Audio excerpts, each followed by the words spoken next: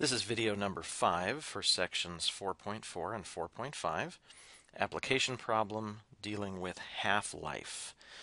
Half-life is an idea that shows up in situations where something is decaying or decreasing in some way. It's often used with radioactive materials that decay, or medicine in someone's bloodstream that dissipates over time. There's a little definition given here for half-life. The half-life of a substance refers to the time, so half-life is a time. It's the time for half of the substance to disintegrate or decay. In this particular example, we're going to work with a substance that has a half-life of 20 years. Here is our let statement. P is going to stand for the percentage of the substance that remains, in other words, that's still around, and T is going to stand for the number of years since our little experiment began. Well, let's start by trying to make a table for this function. This seems a little difficult. I'm looking through my information here. I don't really even seem to have a data point. Well, the key is that P is measured as a percentage, which means at the beginning of our experiment, in other words, when T is 0 years since we started, all of the stuff is sitting there. Well, all would correspond to 100%. So there's my first entry. At the start, 100% is there. That's pretty typical for a half-life problem. How do I go on from there? Well, remember, this particular substance that we're talking about has a half-life of 20 years. That means if I go 20 years ahead, half of the original substance will be left. So instead of having 100%, now I'm down to 50%. If I go another 20 years into the future, then half of this will be left. Half of 50 would be 25%, and so on. Letter B now asks, what kind of function is this? Well, what I should notice in my table is that my p-values here multiply by a constant number as you move down the chart, namely 1/2. 100 times 1/2 is 50. 50 times 1/2 is 25. For half-life problems, it will always be times 1/2 as I move down the table.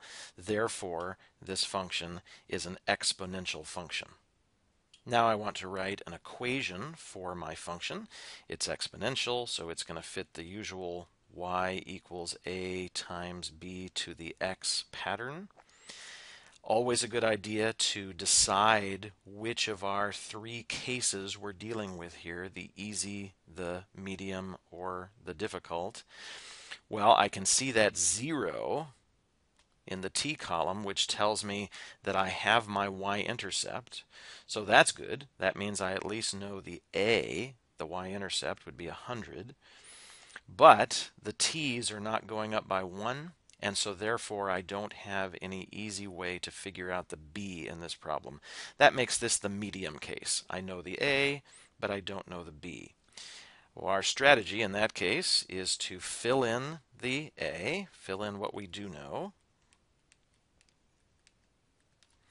and then pick one of the other points, temporarily plug it in to the model in place of x and y, so 50 functioning as my y, and 20 functioning as my x. That creates a power equation, which I can now solve. Divide both sides by 100. That takes me to b to the 20th equals 1/2. If I reduce that fraction, 50 over 100 reduces to 1/2. And then finally, take each side to the 1/20th power, the reciprocal power. That's as far as I can go by hand. Now we grab the calculator, and I get b is around 0.9659. Again, normally there will be rounding instructions in these problems. I've chosen here to round my b off to 4 decimal places.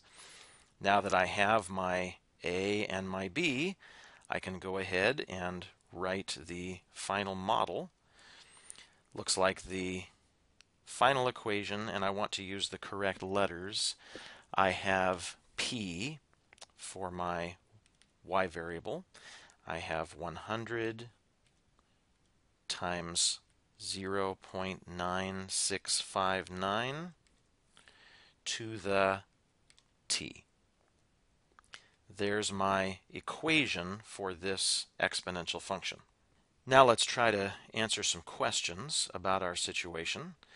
Letter D says, what percentage of this substance is going to remain after 80 years or after 100 years? And of course, one way that I could answer this is by simply plugging those values in for t. There's a little question here, though, that says, I actually don't need the equation to answer these. Why is that? Well, what you're supposed to notice is that 80 and 100, those are multiples of 20. And since they're multiples of 20, I ought to be able to get that information right out of my table.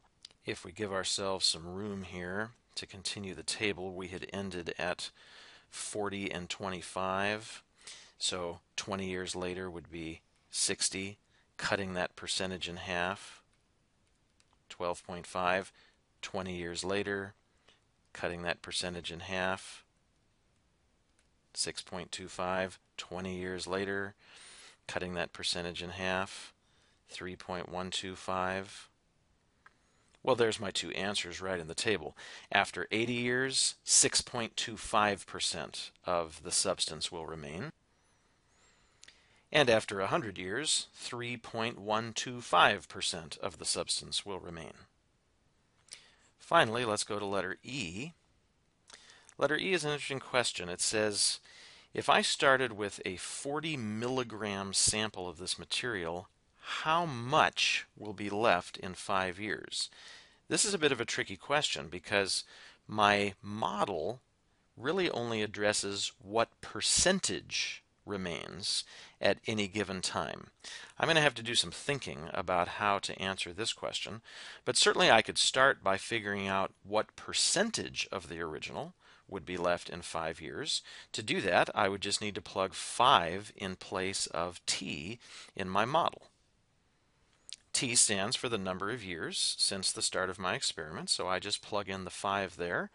Nothing else to do at the moment except reach for the calculator. Rounded to a couple of decimal places, I get 84.07%. So that's the percentage of the original that is still around. Well, to finish off this question, I just need to rely on a basic understanding of percents. If I started with a 40 milligram sample and 84.07% of that is left, all I need to do is multiply the original amount by that percentage of. In math means multiply. So I change the percentage to a decimal so that I can use it. 84.07% of the 40 would be found by completing this calculation on our calculator. And that gives me 33.628 milligrams. Be on the lookout for appropriate rounding instructions in these problems. This is a pretty typical example of a half-life problem. Be sure to refer to this problem when you see half-life problems on the homework.